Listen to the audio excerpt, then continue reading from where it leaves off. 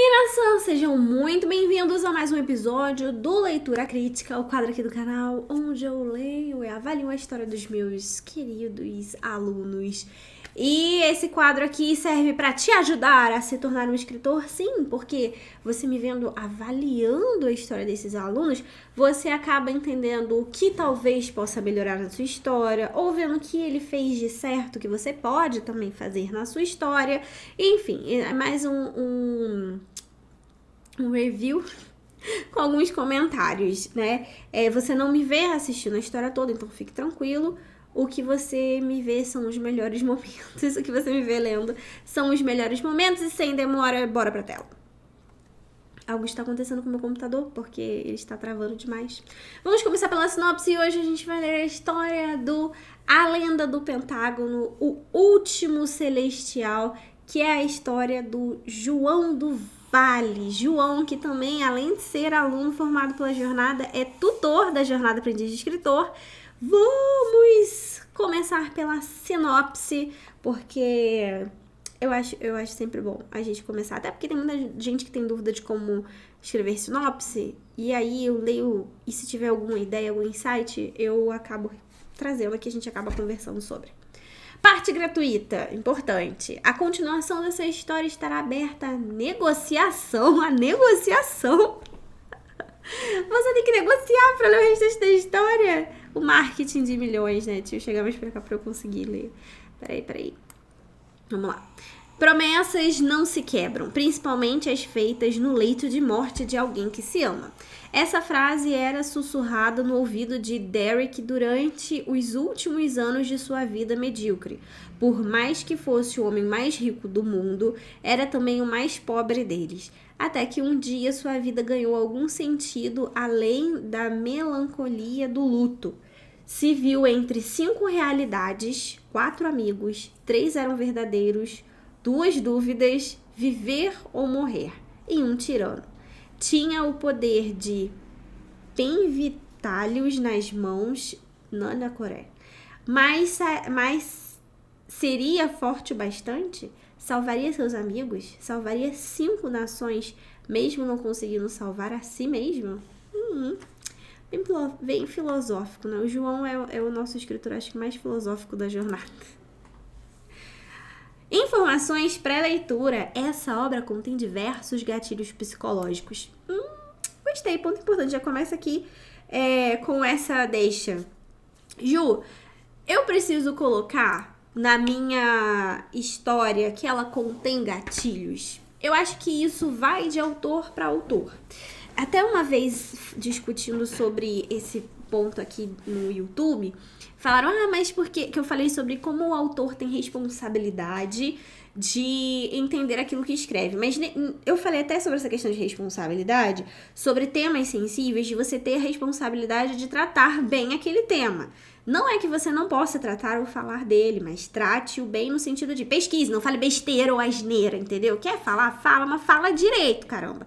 Não vai falar besteira também, vai pesquisar sobre, era isso que eu tava tentando dizer, e aí foi, eu acho que o autor não tem que ficar, não precisa, gatilho a gente vai despertar querendo ou não, e etc. Concordo que gatilho a gente vai despertar querendo ou não, mas eu acho que se você é o autor e já tem noção de que aquilo possa despertar algo em uma pessoa, eu acho legal, assim, empático, você colocar. Mas, sinceramente, não que seja obrigatório, tá? Porque acredito que a pessoa que leia também tem parte da própria responsabilidade de saber que é uma pessoa sensível e entender que aquele livro pode ter certos temas. O que eu acho que o autor pode, né, deixar claro é assim, olha, esse estilo é dramático, né, vamos abordar sobre certas coisas, então acho talvez que, mas isso fica subentendido na sinopse, né, no estilo do livro e etc.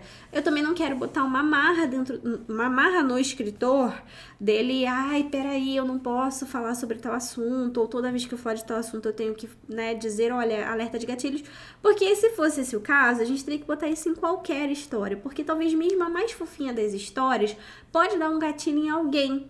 pode ser a cena mais alegre que você tenha, mas pode despertar um gatilho numa pessoa, né? Então, sempre me faz essa pergunta. A minha ideia, a minha posição é realmente depende. Depende do tipo de assunto que você está tratando. Não acho que seja necessariamente responsabilidade do leitor não dizer que tem gatilhos, mas acho empático quando esse autor acaba colocando, como foi o caso do João. Então, você colocar a mão na sua consciência, né? Você acha importante que as pessoas saibam isso antes? Então coloque. Se você não acha, não coloque, mas você pode arcar com certas consequências depois, como a própria pessoa vir falar com você e, querendo ou não, é uma consequência daquilo, né? E aí eu acho que qualquer autor tem que ficar ciente de que as suas histórias podem sim gerar impactos em outras pessoas, sejam eles positivos ou negativos, beleza? Os 15 primeiros capítulos que aqui serão colocados estão abertos à leitura gratuita, direitos reservados do autor, e caso tenha interesse em continuar a leitura, contatar o leitor, ou negociar, né, como ele falou lá. Todo texto tem direito reserva, única e exclusivamente do autor. Tá bem frisado já, entendi. Esta obra é a primeira que compõe a trilogia O Último Celestial. Boa leitura, obrigada. Legal do Wattpad é que a gente pode colocar esses avisos, né? Em outras plataformas, geralmente, assim, em outras plataformas que eu digo na Amazon, aí teria que estar no texto do livro, sabe? Nem sempre isso é legal, enfim. Introdução. Derek Castellini sempre tivera uma vida conturbada.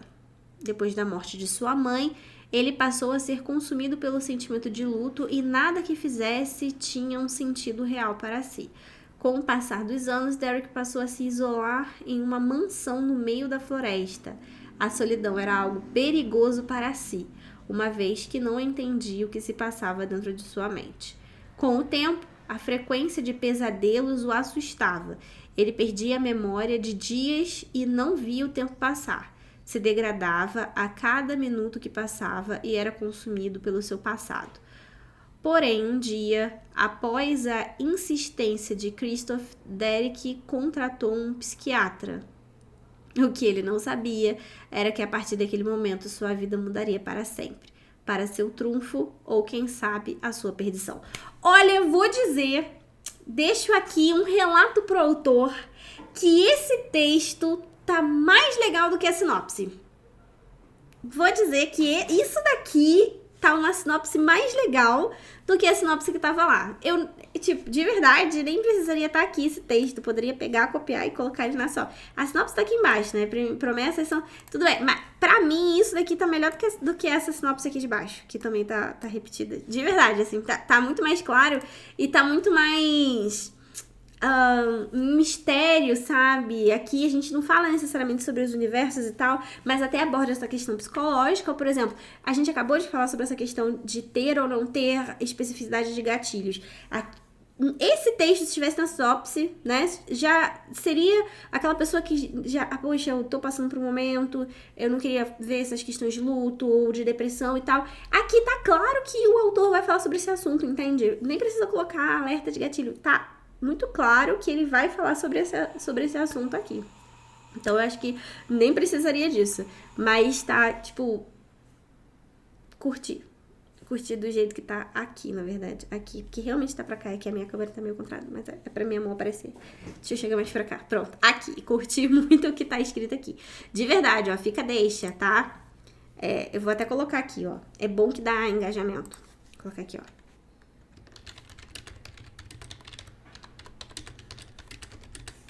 Opa, peraí, não precisava botar em caixa alta, né, Juliana? Nesse começo...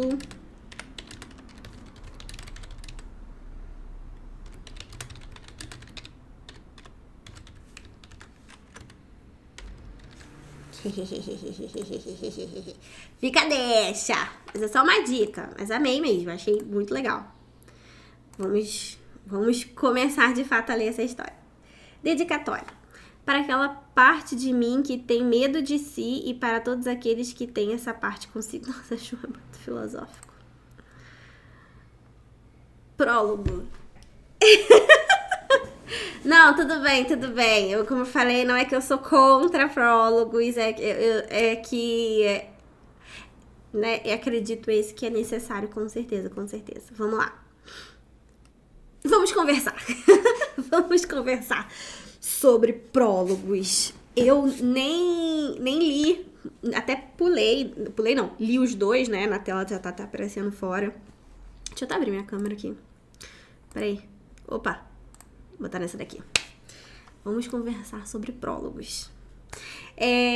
Prólogos se fazem necessários quando a gente tem algo para contar antes da história, porém que você sabe que não será mais revelado durante a história. Parece óbvio, né? Mas eu quero convidar você a pensar. Quando que o prólogo é necessário e quando ele não é?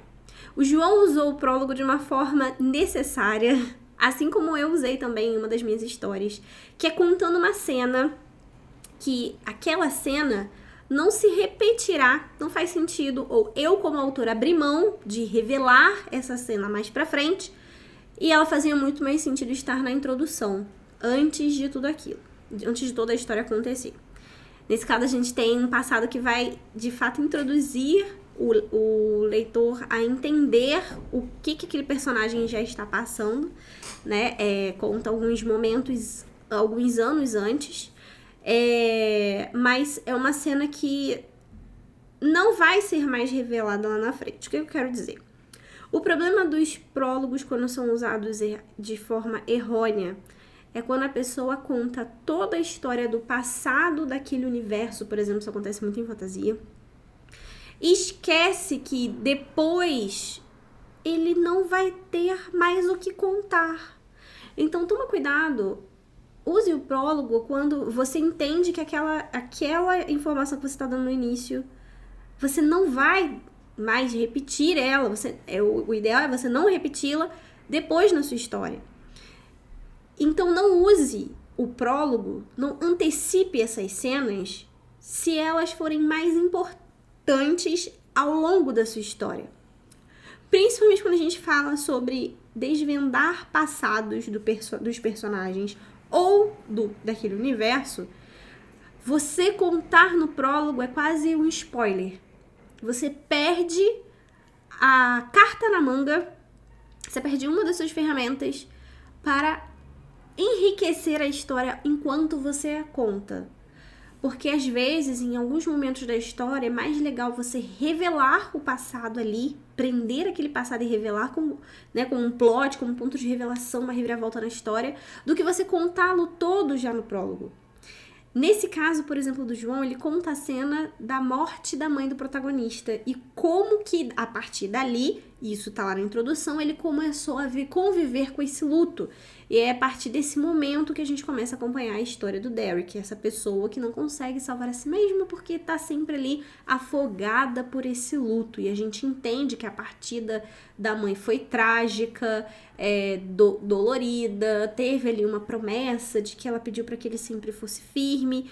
Dolorida não por ser repentina, mas pela doença que ela estava carregando, né? E o momento que aconteceu. Então, essa história, ok ser contada no início, mas se o autor quisesse, talvez, é porque não é o foco da história, eu só tô trazendo isso para vocês pensarem um pouco mais, mas se o autor talvez quisesse fazer de uma forma diferente, de uma forma que vou apresentar esse personagem com um mistério, mas só lá na frente eu vou revelar por que ele é assim, e aí eu conto essa história de como ele perdeu a mãe, você não contaria isso no prólogo, porque você perderia isso. Você ia contar novamente? Aqui a gente já sabe por que o Derek é assim, então. Mas se o autor escolhesse, né, estrategicamente, querer um mistério com esse personagem, o prólogo não caberia aqui, porque ele estaria revelando já. Ele já revelou quem é, ele já revelou o porquê. Mas é porque na história do João especificamente, eu sei porque como ele é aluno da jornada, eu conheço toda essa história. Eu ajudei a construir, porque ele construiu dentro do curso, né? Ajudei de ver, né? Acompanhar cada etapa. Eu já sei que lá na frente ele tem outras coisas para revelar. Não é o objetivo principal fazer essa revelação, né? Eu tô tentando lembrar... tem uma história que é, digamos que um pouco parecida com essa. Deixa eu pensar... Não, nessa também é mostrado antes. Que é quando lá no... Ai, gente, como é que é o nome dele? Eu esqueci. O principal lá de Guardiões das Galáxias, né? Que ele... eu acho que no 2 a primeira cena é justamente a gente vendo ele se despedindo da mãe. Eu não me lembro se é a primeira cena ou se é também mais pra frente na história, mas acho que é uma das primeiras cenas. É como se fosse um livro, seria o prólogo, né? A primeira cena tá ele se despedindo da mãe, depois correndo, e ali ele sendo abduzido, e aí desapareceu, né? Foi ali ele sequestrado. Só depois que revela o porquê que ele foi sequestrado. Nesse caso é a mesma coisa. A parte dele perder a mãe é importante pra gente entender o luto, mas os mistérios da história em si mesmo estão sendo revelados lá na frente. Ainda assim, se o autor quisesse, ele podia guardar essa informação do prólogo, não ter esse prólogo, mas ter essa informação importante lá na frente, sabe? Ser mais uma revelação do porquê esse personagem é daquele jeito. A gente tem um mistério, poxa, eu não entendo porque que o Derek é assim, não entendo porque que ele é tão ranzinza, não entendo porque que ele se corrói tanto, não sei o quê. E lá na frente, como, né, agora tudo faz sentido, é por causa disso, porque ele perdeu a mãe, blá, blá. E a gente vai conhecendo essas histórias. É como se em Naruto a gente tivesse o prólogo do Minato e a Kushina se sacrificando lá com a Kyuubi pra preservar o Naruto, né? Perderia... Hoje em dia, quem vai assistir já até sabe quem é o pai do Naruto e tal, blá, blá. Eu, quando fui assistir, eu já sabia, né, quem era. Mas pra mim ainda foi muito lindo ver ele recebendo a notícia. Mas eu já sabia. Quando eu assisti, eu já tinha esse spoiler. Já tinha o spoiler do Itachi também, enfim, né? Mas aí seria a mesma coisa. É isso que eu convido você a pensar bem antes de você querer escrever seu prólogo. Nesse caso aqui do João, eu achei que se encaixou bem porque tem outras coisas que ele pode revelar lá na frente. Ainda assim, ele poderia, sim, guardar essa informação. Mas ele escolheu fazer isso até pra cravar, porque o João, ele é do time do drama lá da jornada. A gente tem alguns times... alguns grupos dentro do clã. Dentro do clã a gente tem várias famílias, né? Então a gente tem a família do drama, a gente tem a família da aventura, a gente tem a família otaku. A família do drama gosta muito de atacar lá. E João é dessa família que gosta de uma coisa dramática, gosta de fazer o leitor chorar. E essa cena, ela justamente já coloca o pezinho na água, como eu gosto de falar do leitor, de falar assim, olha, daqui pra frente o objetivo é arrancar seu coração e fazer você chorar. Já causa uma comoção do leitor com aquele personagem, né? Então, ok, eu achei, assim, muito bom, acho que esse prólogo nesse caso é necessário, mas eu só convido você, pequeno gafanhoto, a pensar nisso. Toda vez que você quiser fazer o prólogo, pense bem se você não está abrindo mão de uma informação que você poderia estar revelando lá na frente, se você não está antecipando algo que poderia ser usado para você surpreender o seu leitor mais na frente na sua trama. Só fica ligado nisso, beleza? Voltar para a tela. Vamos lá. Eu sempre falo aqui sobre camadas de cenas e eu acho que isso daqui é um bom exemplo sobre essa questão de camadas, construir camadas, né? Tipo, Ju, o que você entende por construir camadas? O que é a camada, né? Deixa eu chegar mais pra cá que eu tô sumindo aqui da tela. O que é a camada? Se a gente pensa num pavê, aqui não é um canal de culinária, gente, mas eu tô sempre fazendo analogias com comidas. Não é à toa que eu tenho esse rosto redondo, cheinho, fofinho. Vamos lá. Mas eu acho mais fácil, né? Eu acho que comida todo mundo come. Então, eu acho mais fácil você conseguir interpretar, né? Então, vamos lá. Pavê. Pavê é pra comer. O pavê, ele é feito de camadas. Ele é gostoso justamente porque você tem aquelas camadas, né? E você pode comê-lo todo junto, certo? Um biscoito, um bolo também, ele é construído por camadas. Se você pega o pavê, o biscoito, né? A gente tem o pavê, a gente tem o biscoito, o creme e geralmente chocolate às vezes, né? Eu vou confessar uma coisa aqui, eu gosto muito de pavê com ameixa. Eu sei, é uma coisa muito de vó, gente, mas eu gosto tanto, eu gosto de ameixa, eu gosto de passas. Eu amo uva passas. Eu amo uva passas. Eu não como uva passas só no Natal, eu como uva passas todos os anos, todos os meses do ano, é isso que eu quis dizer. Enfim, voltando, vamos pensar no pavê. O pavê tem camadas lá, certo? E aí, é bonitinho porque ele tem camadas. O bolo também ele é bonito porque ele tem camadas. Você vê lá o bolo. Agora, imagina se eu te entregasse um pavê, que eu pegasse o biscoito, o creme, o chocolate, o morango, sei lá, se você gosta de pavê com morango, e batesse tudo no liquidificador e te entregasse. Ia ser uma coisa estranha. Você não ia identificar o que era o quê. Por mais que talvez o sabor fosse parecido quando misturasse na sua boca, não é uma coisa muito agradável de se ver. Você pega também uma fatia de bolo que é feita em camadas. A gente tem a massa, o recheio, a massa, o recheio, a massa, a cobertura. Se eu pego tudo aquilo dali, bato no liquidificador e te entrego, são as mesmas coisas, você entende? Tá ali a massa do bolo, o creme do bolo, a cobertura, mas não é uma coisa muito boa de se ver, né? Fica com uma papa, um negócio esquisito, certo? É a mesma coisa com a sua cena se você não constrói ela em camadas. É como se você estivesse jogando pro leitor várias informações que, apesar de serem as mesmas informações, se você colocasse ela de forma gradativa, não fazem sentido. O leitor não consegue identificar o que é massa, o que é bolo, o que é cobertura, e fica até um negócio ruim de ler, nesse caso da nossa leitura. Ele não consegue identificar o que é cenário, o que é personagem, o que é sentimento, o que é qual ambiente, e ele começa a ficar confuso. Por isso que eu falo da técnica sanduíche para você criar lá as camadas de cena. Por que isso é um bom motivo? Vamos lá, vamos ler, destrinchar essa cena aqui. Eu vou mostrar pedacinho por pedacinho porque que eu acho ela um bom exemplo disso. Ó. O vento uivou furiosamente entre as árvores. Então, a gente tem uma noção do ambiente, né? De espaço. Nós estamos entre as árvores, a gente está com um clima, nossa, se pro vento uivar nas árvores é porque é um vento muito forte. A gente já começa a ter esse vislumbre. Se tem árvores, a gente começa a pensar numa floresta, alguma coisa do tipo. Próximo. Os raios rasgavam o céu acompanhados de trovões estremecedores. Então, beleza. Primeiro eu vejo vento, depois eu sei que tem raios e trovões, então a gente já tá numa tempestade, não é só um vento convencional. Um helicóptero descia em uma plataforma grande no meio do gigantesco gramado. Então a gente olha o gramado da mansão dos Castellini, ou o que sobrou deles, sobraram do gramado. Derek saiu do helicóptero, a gente vê o helicóptero pousando em um grande gramado em uma mansão do lado. Derek sai do helicóptero sem se preocupar com a água que molhava, né? Porque estava então, agora a gente, além do trovão, agora a gente ainda imagina a chuva caindo porque a gente sabe que ele estava se molhando. Andava embaixo da chuva segurando uma maleta preta sofisticada com uma espiral azul no centro. Beleza, então a gente vê o cara andando com uma maleta.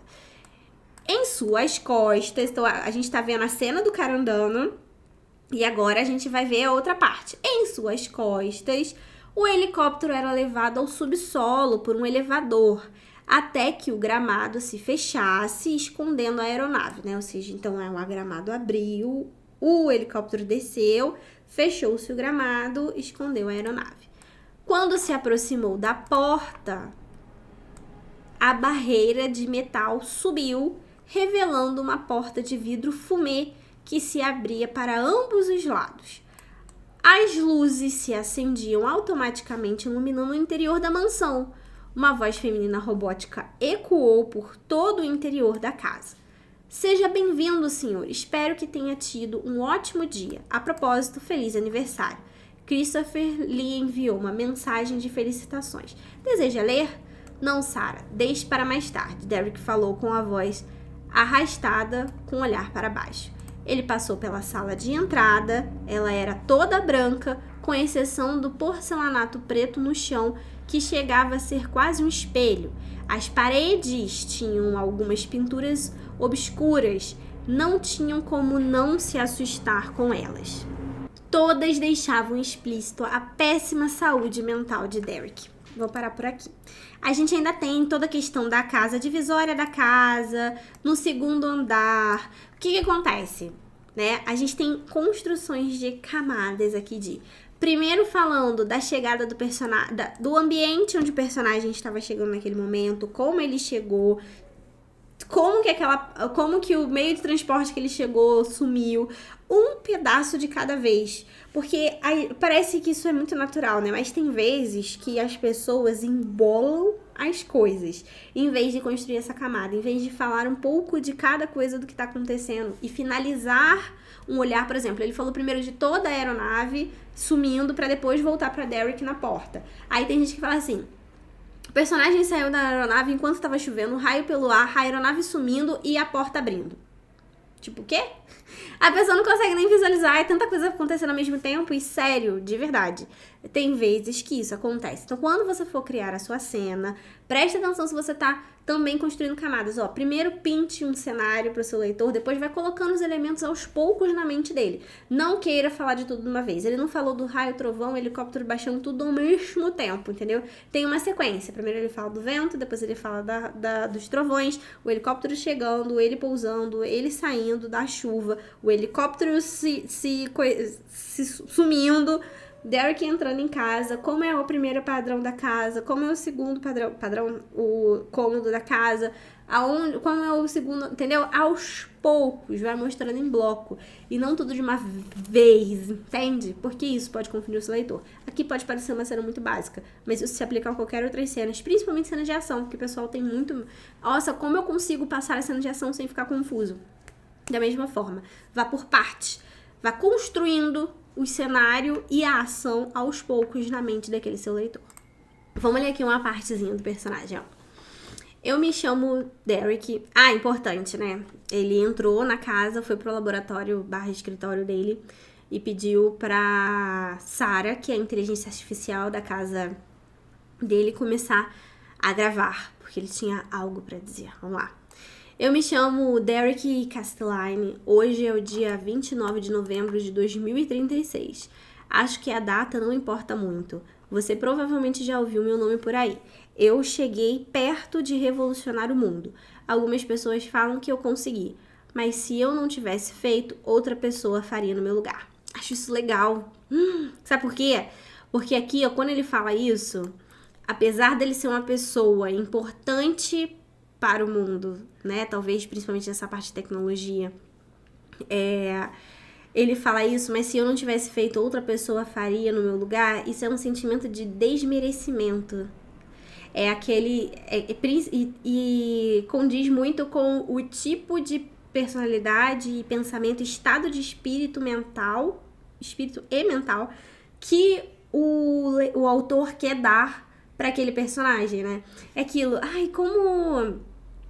como falar, ele podia falar assim, Derek tava triste, mas não, e legal, eu tô vendo aqui que existem mais elementos pra falar como o personagem não necessariamente estava triste. Como dizer que seu personagem está triste sem dizer que ele está triste, né? Primeiro ele falou aqui da fala, né? Mas se eu não tivesse feito, outra pessoa teria feito. Ou seja, primeiro o personagem mesmo já diz em suas falas da entonação de que ele não tem, ele tem essa questão de não merecimento. Ele acha que ele não merece o sucesso dele, que ele não merece o que ele fez. Tudo bem, eu não sou ninguém especial, se eu não tivesse feito, outra pessoa teria feito. E isso já dá um pouco do vislumbre de como tá o estado de espírito desse personagem. Segundo, a gente continua aqui, ó. As mãos de Derek tremiam, seus olhos começavam a se encher de lágrimas. As lembranças da mãe o faziam chorar como uma criança. Mais uma vez mostrando como ele estava de fato sofrendo daquele luto, sem dizer o personagem está sofrendo pelo seu luto. Quando você quer falar sobre os sentimentos dos seus personagens, cuidado para não deixar exposto desse jeito. Ele está triste, ele está em luto. Não, mostre através do comportamento desse personagem, através dessas palavras. É óbvio que nesse caso, né, falando sobre choro, que a pessoa tá triste. É então óbvio, às vezes a gente chora de felicidade e chora de emoção. depende do contexto da cena. Mas pode ser que você utilize quebras de padrões, eu falo muito sobre isso, quebrar padrões dos seus personagens. Aqui, como tá no início, a gente ainda não determinou um padrão pro Derek, né? A gente tá no primeiro capítulo ainda. Mas quando você tá mais lá na frente na sua história, você já determinou um padrão de comportamento, de personalidade daquele personagem, quebrar o padrão pode muito bem ser o que joga na cara do leitor o quanto aquele personagem tá sofrendo, tá feliz, tá triste, etc. Como, por exemplo, se eu pego... A gente pega lá em One Piece, a gente sabe que Luffy é sempre um personagem muito feliz, muito carismático, né, de boa com a vida, poucas coisas atrapalham ele. Pra ver ele chorar, a gente, como por exemplo aconteceu quando ele perdeu uma pessoa, que eu não vou falar porque vai que alguém ainda não começou a assistir One Piece, quando ele perdeu uma pessoa muito importante na vida dele, pra ele chorar desesperadamente daquela forma, a gente sabe que realmente ele tava sofrendo muito, foi extremamente doloroso. Outra coisa também é quando a situação tá muito séria, é aquela coisa dos personagens, né, como um todo ali da gangue dos Mugiwaras, da tripulação dos Chapéus de Palha, que eles são sempre muito brincalhões, mas quando todo mundo fica sério é porque a gente entende que a situação é séria, ou seja, eles estão levando a sério aquela situação, né? Então, quando quebra esse padrão, é muito legal para o leitor sentir isso, sabe? Falando ainda sobre os universos dos animes, desse, na verdade, do mangá, porque eu acho que essa parte ainda não foi adaptada para o anime de Boruto. Eu tava lendo o mangá e aconteceu uma coisa muito interessante ali. A gente sabe, quem acompanha Naruto sabe que Shikamaru, que é um dos personagens, um dos personagens que... Esses personagens principais, vamos dizer assim, ele é uma pessoa extremamente calma, um personagem extremamente calmo. Dificilmente ele perde a concentração, mesmo nas situações de maior pressão. Só que, nesse momento específico, eu vou ter que dar um spoiler pequeno pra vocês, mas acontece algo com o filho do Shikamaru. E ele perde o controle. Ele não fica calmo, ele toma uma medida, ele tem uma atitude ali que você pensa, nossa, Shikamaru, quem é você? O que você tá fazendo? Você nunca teve esse tipo de comportamento. Você sabe ali, a partir daquele momento, o quão desesperado ele tá. Você não precisa... O autor não precisa escrever. Shikamaru estava desesperado por causa de... Não. O tipo de comportamento dele fica nítido. Então conheça bem seus personagens, estabeleça um padrão. Isso vai ajudar você de comportamento dele. Isso vai ajudar você a fazer essas demonstrações de mudança de comportamento sem precisar ser explícito, sem precisar ser expositivo, sabe? É muito mais legal. Aí, continuando aqui. A verdade é que revolucionei várias vidas, menos a minha. Tururu. Lembrando de Naruto. Se algum dia essa gravação for ao ar, saibam que estou melhor agora. Melhor de que já estive em qualquer outro momento da minha vida. As lágrimas rasgavam a alma como os raios rasgavam o céu lá fora. Eu poderia continuar fingindo que está tudo bem, mas não existe mais nada dentro de mim, além de um vazio devastador. Espero que me perdoem por isso, espero que minha mãe me perdoe por isso, e um dia eu quero me perdoar também. Esse é meu adeus para o mundo. Eita! Derek mexeu no controle e o braço mecânico apontou o desintegrador para o seu peito. Soluçando, ele olhou uma última vez para a câmera e disse: Mãe, eu sinto muito.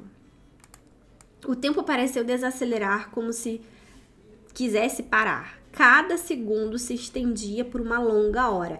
Isso é noção de espaço-tempo. Noção de tempo, na verdade. Noção de tempo, quando você quer dizer, né? Tipo, o tempo desacelerou e cada segundo parecia uma hora, né? Pra você ver a intensidade daquele momento ali pra pessoa, quando de fato...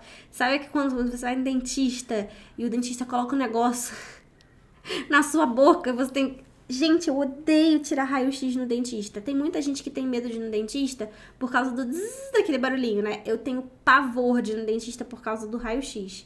Porque eu odeio ficar com aquela placa dentro da boca. Aquilo pra mim, eu acho que vai soltar, vai me sufocar. Fora que aquilo arranha a gengiva. Ai, que coisa horrorosa.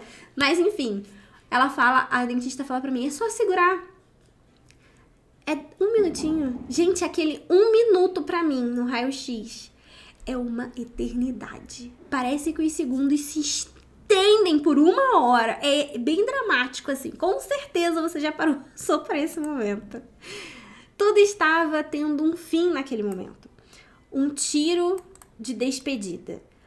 O braço mecânico puxou o gatilho. Toda a vida de Derek reprisava em sua mente como um filme. Naquele momento que você tá perto de morrer e tudo passa muito rápido.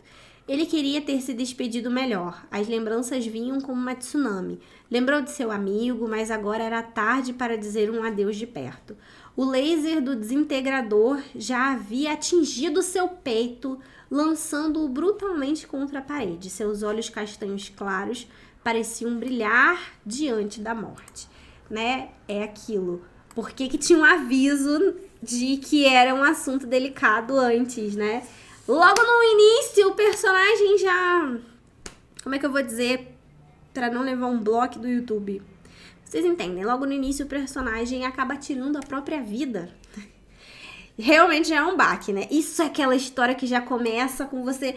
Como pode o protagonista começar a história já tirando a própria vida? Isso é legal, porque deixa aquele pensamento. Ué, ele de fato é o protagonista, ou a gente vai acompanhar outra pessoa, ou a partir de agora a gente vai começar a acompanhar a vida dele antes desse momento pra entender o que levou ele a fazer isso, porque também tem histórias assim, né? E aí? Vamos continuar aqui. De alguma forma, Derek sempre quis um pouco mais de si, um pouco mais de vida. Mas agora a vida já não tinha o menor valor. Tudo se desfazia como água escorrendo por entre os dedos. Seu corpo era desintegrado, átomo por átomo, até que sobrasse apenas o sangue espalhado por todo o porão. Era tarde demais para voltar. Derek se foi. Tudo escureceu e sobrou o silêncio e a paz da morte. Nada mais importava agora. Derek Castelline estava morto. Tudo o que podia sentir era uma calma imensurável. O silêncio do que aparentemente tornava tudo indiferente. Nada mais importava. Derek já não tinha mais consciência de absolutamente nada. Era apenas energia vibrando em algum lugar do todo. Virou átomo, né? Morreu. E agora?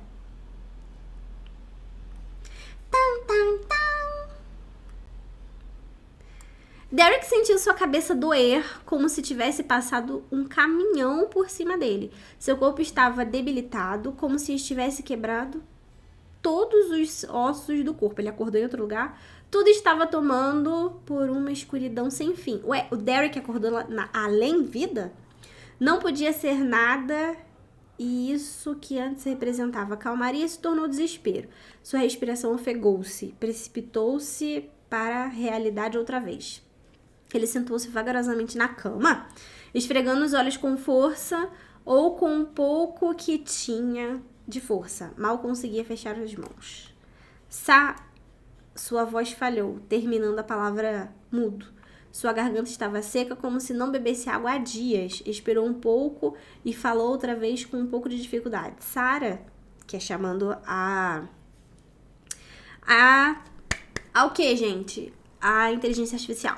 O silêncio se manteve pelos mais longos 5 minutos de escuridão possível. Derek se esforçou mais um pouco, ainda com muita dor em seu corpo. Tirou os pés para fora da cama e pegou uma caixinha preta retangular em cima da mesa ao lado esquerdo da cama. Era um smartphone holográfico. Haviam tomado conta da Terra. Era muito mais portátil e leve. A tela foi projetada em um holograma logo acima da base retangular. Alguns cliques e o holograma se dispersou por todo o quarto, iluminando a imensa suíte. Algo estava errado. As paredes estavam revestidas por uma barreira de metal. E onde deveria ser a porta, à direita da cama, não havia nada além de ferro, reluzindo a luz trêmula. O quarto estava abafado. Dificultava a respiração. Derek apenas olhou em volta e voltou a chamar Sarah, mas não teve respostas. Ao se levantar, ele não aguentou o próprio peso e caiu na cama.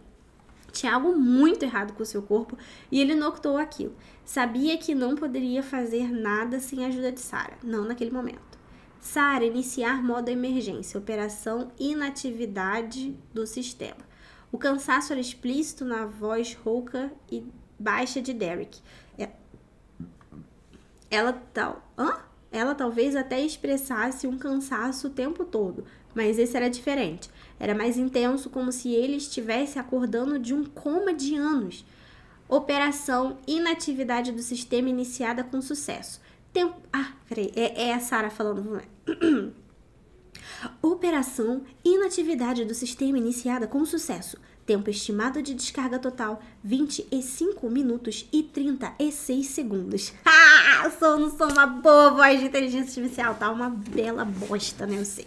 Derek manuseou a cabeça, tentando entender o porquê do blackout. Enfim, mais um problema para uma mente perturbadora. Sarah identifica o problema. Analisando o sistema, a voz de Sarah falou. Então analisando o tema. A voz de Sarah falhou. Derek parecia estar em outro mundo, ou melhor, parecia outra pessoa e isso era perturbador. Olha, ele se desintegrou e ele foi para outra dimensão.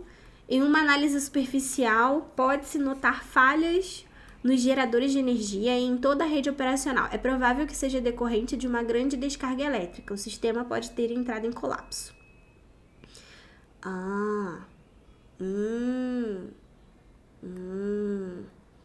Ele reiniciou a Sarah e aí ele reiniciou a Sarah por causa da sobrecarga do sistema que tinha dado blackout, ele não entendia o que estava acontecendo. Aí ele colocou eu quero você deseja criar uma nova senha? Sim, senha abacaxi 1354. Abacaxi 1354. Ótima senha, Derek, ótima senha. Ai, mas ele saiu de casa e... Ué, o que aconteceu? Não tá especificado que, tipo... Não entendi. O cara ressuscitou do desintegrador. Pistas não, mistérios plantados dentro da história. E o Derek segue sua vida.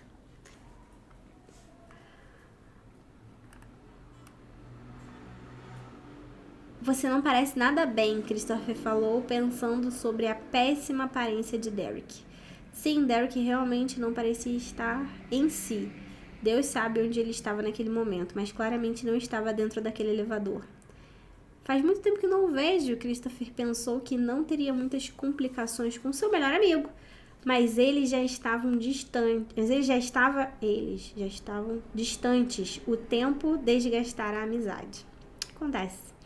Tenho estado ocupado demais. Derek continuava economizando palavras, se retraindo na tentativa de esquivar-se. Christopher deu um longo suspiro e olhou discretamente. Sua mãe... Então, isso eu falo muito isso aqui, né? Quando o comportamento do personagem... Quando a descrição é do comportamento do personagem que vai falar em seguida, eu não sou muito fã de deixar junto com o final da descrição da fala do outro. Eu prefiro dar um enter, separar e deixar embaixo. Não sei, eu acho que fica mais organizado. Sua mãe gerenciava 2 empresas e ainda assim tinha tempo para seus amigos.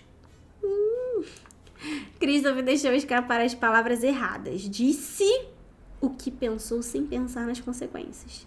Ele não era o tipo de pessoa que teria dito uma coisa dessas para ofender. Mas Derek não. Derek já estava ferido, levou pro coração. Derek sentiu como se estivesse sendo aberto um buraco em seu peito. Não pode falar da mãe, gente. O nó subiu para a garganta, o calor cresceu em todo o seu corpo, a dor da antiga ferida sendo aberta de uma só vez. Como ele pôde ser tão indiferente com a minha mãe? Pensou Derek. Cadê? Aí, se pensou Derek, eu colocaria aspas, abre aspas. Como ele pôde... Esqueci esse assunto, tá errado. Como ele pôde ser tão indiferente com a minha mãe? Ponto de interrogação, fecha aspas. Pensou Derek. Não hesitou e devolveu de forma rígida. Não ouse tentar me manipular usando o nome da minha mãe. Derek virou-se para Christopher com uma expressão raivosa. Pelo menos Christopher o trouxe de volta, seja lá onde ele estivesse.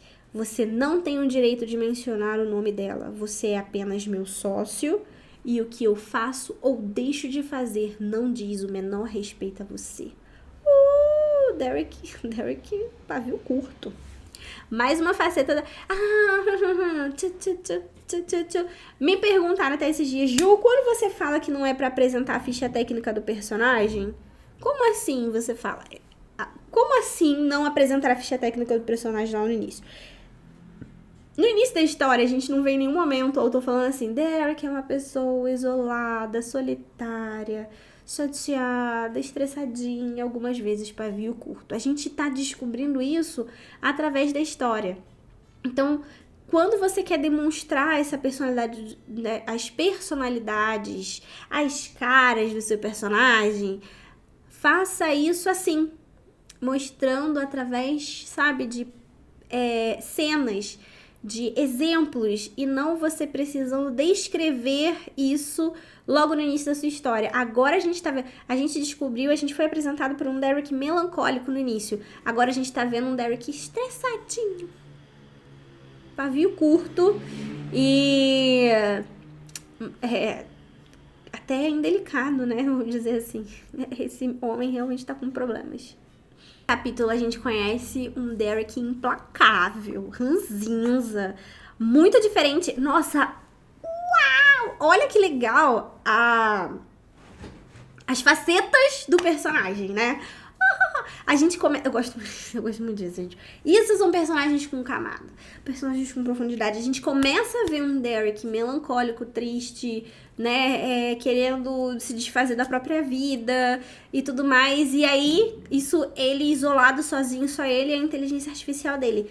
Corta pra ele no mundo, né? Junto com outras pessoas. Uma pessoa que parece ser extremamente forte, fria, inacessível, violenta até em certos momentos, agressivo, né, de palavras e tal. Cara, eu gosto muito disso. Porque o padrão, não o padrão, mas o mais comum, que as pessoas associam a quem tem depressão, a quem tá passando por um processo assim, né? A pessoa que, não vai sair de casa, vai ficar deprimida o tempo todo, né? Mas não! Existem pessoas que têm depressão profunda e que saem sorrindo de casa. São as mais brincalhonas, as mais engraçadas. E existem pessoas que, por conta da crise de depressão, se tornam realmente pessoas extremamente amargas, distantes, frias. E o meu arquétipo depressivo era exatamente esse. Eu era uma pessoa que os meus colegas sempre me viam como alguém fria, forte, personalidade forte, distante, mas não, era porque eu sofria muito, não conseguia abrir isso com as pessoas e eu me tornava cada vez mais forte, fria e distante para justamente as pessoas não enxergarem o quanto eu estava destruída por dentro, o quanto eu era, na verdade, um serzinho chorando. É bem isso, assim, é bem isso, eu achei fantástico, assim, não só por ter semelhança comigo, mas porque é legal a gente ver essas facetas dos personagens, sabe? Ele não é só uma coisa. Nós somos assim, nós somos diferentes em lugares diferentes e isso traz uma complexidade a mais pro personagem, né? Tipo, adorei. Muito bom. Nossa, como é solitário esse homem, né? Dá pra sentir a solidão dele quando ele parte pra casa e, tipo, é ele... a inteligência artificial e só. Não tem mais nada, não tem um empregado, porque ele abriu mão de tudo, pelo que eu tô entendendo. Ele não tem nenhum empregado, ele não tem ninguém, ele é absolutamente sozinho. Que pessoa vazia. Olha, se esse era o intuito, realmente ficou bem claro o quanto ele é uma pessoa complexa e difícil, assim, sabe? Distante. Derek, frio, distante e... estúpido às vezes também, né? Eu quase ia encerrar, mas olha só, apareceu uma coisa muito legal aqui, ó.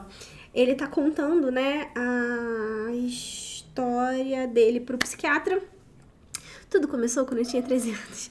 Mas olha que bacana. Quando você tem uma fala extensa demais, o que fazer? Colocar vários travessões, deixar a fala deste tamanho no seu texto, né, de um jeito grande? Não, pequeno gafanhoto. Eis a técnica. Vamos lá. Primeiro você coloca o travessão, né? Aí ele fala assim: quando eu tinha 13 anos, minha mãe foi diagnosticada com um tumor raro no cérebro. No começo, éramos apenas eu e ela nessa casa. Depois de um tempo, ela contratou alguns empregados. Derek engolia seco. Toda a infância reprisava em sua mente e os acontecimentos enrolavam em um no outro trauma após trauma. E aqui, ele não abre outra travessão. Como a fala vai ser longa, tá vendo o que tem aqui? O que tem aqui? O que tem aqui? Aspas. Mas, Gil, você fala que não pode usar aspas e travessão na mesma fala. Quando a gente usa aspas ou a gente usa travessão. Sim, só que essa aspas aqui não é uma fala qualquer, não é uma fala comum. Tá dizendo que é a continuação da fala anterior. Esse nosso português, né? Sim, pequeno gafanhoto, quando você for marcar falas na sua história, ou você usa o travessão o tempo todo, ou você usa aspas. Entretanto, mesmo usando o travessão, você pode usar aspas para marcar pensamento, ou não, e deve usar aspas para marcar continuações de falas longas. Complexo, né? Essas regras. Pois é. Então, toda vez que você tiver uma fala longa, um discurso daquele personagem, só aquele personagem vai falar, você pode começar com travessão, como ele começou aqui, aí finalizou, ele deu uma pausa para dar uma descrição de como aquele personagem estava se sentindo. Isso também é camada. Lembra como eu falei no início da construção de camada? Primeiro ele deu a fala, depois ele disse como aquele personagem estava se sentindo. E aí ele continua a fala dele, que vem acompanhada de aspas. E se ele ainda continuasse no próximo, se fosse mais de um parágrafo de fala, as aspas teriam que estar sempre no início de cada parágrafo. Você só fecha a aspa no final do que seria o último parágrafo referente àquela fala. Ficou confuso? Mas é como o exemplo tá aqui, ó. Se isso aqui fosse um outro parágrafo, ele iniciaria, ó. Iniciou continuação da fala aqui com uma aspas. Iniciou continuação da fala aqui com outra aspas. E ele só vai fechar as aspas quando realmente a fala finalizar. Beleza? Então vamos lá. E aí ele continua aqui, né? Passei a vida sozinho a maior parte do tempo, enquanto minha mãe já não saía mais da cama, eu era maltratado pelos empregados. Chocada, como assim? Quando completei 17 anos. Nossa, porque a gente tem uma noção de empregado. Sei lá, não sei porquê. Eu tinha essa noção de que, quando é assim, geralmente o empregado, né, cuida da criança e tal. Não, os empregados ainda eram... Nossa, que coisa. Quando completei 17 anos, ela já não lembrava meu nome, o meu rosto, me tratava como estranho e toda vez que eu a via era uma tortura. Nesse período eu já sabia muito mais que muitos gênios da computação. Foi quando conheci Christopher e juntos demos continuação na ideia da minha mãe, a Vortex, porém com o objetivo do tratamento cancerígeno. Derek começou a chorar, lembrando de como tudo o que ele mais amava fora roubado dele. Estava em seu pior momento. Ele realmente não superou o luto, né? No dia do meu aniversário de 19 anos, ela faleceu nos meus braços, quando terminei o projeto que deveria salvar a sua vida. Desde então, passei a odiar esse dia. Lembra que eu falei lá no início do prólogo? Vamos lá, voltar lá no início desse episódio, quando eu falei do prólogo, que o autor, era bom que o autor guardasse algumas coisas para ser revelado? Pois é, se a gente só descobrisse o Derek melancólico, ranzinza, sem descobrir o porquê, toda a história, toda aquela cena poderia ser contada aqui, ele poderia estar contando como que a mãe dele morreu nos braços dele, entendeu? Poderia contar. Mas mesmo assim, teve uma parte lá da história que não foi revelada lá. Na verdade, é porque eu sou desatenta, né? Se eu tivesse comparado a data que ele falou no prólogo e a data que a Sarah falou no dia que ela disse que era o aniversário dele, ali eu já teria matado a charada. Não matei, precisei dele me explicar. Tem leitores como eu que é mais lento. Mas agora faz sentido do porquê que ele detesta tanto o aniversário dele, né? Porque ele até tentou se desfazer da própria vida no próprio aniversário, porque ela morreu no aniversário. E aí, o que eu falo? É porque no prólogo não tinha essa informação. Tinha? Acho que não tinha essa informação de que era aniversário dele. Eu acho que não tinha. Não tô com tempo pra voltar lá pra ver, mas eu acho que não tinha. E aí, ele jogou essa informação agora. Tá vendo como dá um... Tipo, caraca, é por isso que ele... É por isso, olha que meleca. Já era triste saber da morte da mãe daquele jeito. Agora, ainda mais sabendo que era o aniversário. Agora tudo faz sentido. Tá vendo? Se toda essa informação tivesse lá no prólogo, não teria esse efeito eita aqui. Por isso que você deve tomar cuidado com o seu prólogo. Cuidado com o seu prólogo. Minação! Vamos encerrar por hoje, porque já estamos batendo. E essa história realmente tá me puxando, senão a gente vai ficar aqui lendo por muito mais tempo. Cara, vamos lá. Sempre no final deixa uma deixa. Eu acho que um dos principais aprendizados aqui dessa história, e ó, recomendo muito que você leia, o link vai estar aqui embaixo pra você ler lá no Wattpad, é pra você ler esse pedaço e depois você ler completa. Eu tenho um livro. Só queria dizer que eu tenho um livro completo, tá? João, eu vou ler todo ele, vou começar a ler por aqui, depois eu vou ler. Olha que bonitinho essa diagramação, que gracinha. Então, eu vi essa história nascer, gente. E eu só queria dizer que tem até um podcast Aprendiz Escritor, onde o João participa e ele fala um pouco como foi construir essa saga. Depois vai assistir também. Eu vou ver se eu deixo o card linkado aqui em algum lugar. Mas depois procura lá na playlist do podcast Aprendiz Escritor. O João fala como é que foi e como está sendo o desafio de continuar, porque é uma saga. Então, acho que vai ser legal. Agora, cara, é porque assim, só nesses primeiros momentos, eu acho que muita coisa legal eu tirei de insight pra vocês, mas não consegui chegar nem na parte que eu acho interessante. Mas tudo bem, porque senão eu acho que eu ia acabar dando spoiler. Eu ia acabar dando um spoiler muito grande. E daqui pra frente as coisas ficam assim, bem mais emocionantes. Bem mais do que já tá. Eu acho que o principal ponto é justamente o desenvolvimento de personagem. Mais do que desenvolvimento, apresentação de personagem. Você ter, apesar de a gente ter falado também tanto do prólogo, né? Mas apresentação de personagens. Você conseguir construir ele tridimensional, sei lá, com dimensões diferentes. E você mostrar como ele reage diferente em determinadas situações. A gente viu lá o Derek deprimido, a gente viu o Derek ranzinhos, a gente viu o Derek agora desesperado tentando se salvar, né? Agarrando a essa consulta psiquiátrica.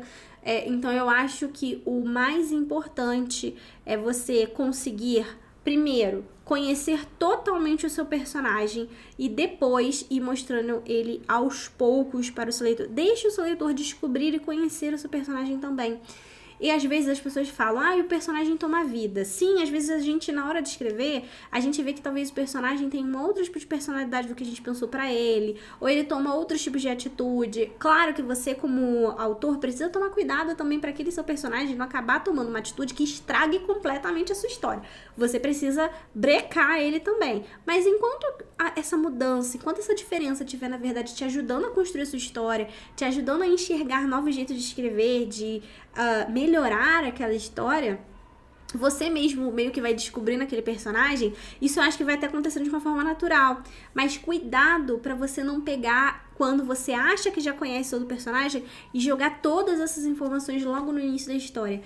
No início que eu digo assim, tipo, na primeira página da história a pessoa abre lá e tem lá, fulano é assim, assim, assado, e é desse jeito, é não sei o que, a pessoa já conhece tudo do personagem logo na primeira cena. Não faça isso. Deixe que o personagem se revele aos poucos. É muito mais divertido, é muito mais interessante pro leitor quando ele acaba conhecendo aos poucos o seu personagem também. Prende ele muito mais na história, gera aquele quê de surpresa, antes mesmo de você ter os plots de virada que, inclusive, eu sei que nesse capítulo aqui que eu tô lendo já vai ter um plot de virada que, assim, é muito doido, mano. Eu tenho que pegar pra ler esse livro todo, porque eu li só o one shot, que é só o primeiro ato dessa história. Eu ainda não terminei de ler, eu preciso, porque tá muito bom, João. Parabéns. Meninas, é isso por hoje. Muito obrigada por você ter ficado até aqui. Já dá o like nesse vídeo se você gostou. Espero que essas dicas tenham te ajudado. Me conta aqui qual foi a dica que mais te ajudou, que mais te despertou interesse pra você escrever ou pra você aplicar na sua história. É isso por hoje. Até a próxima. Tchau, tchau.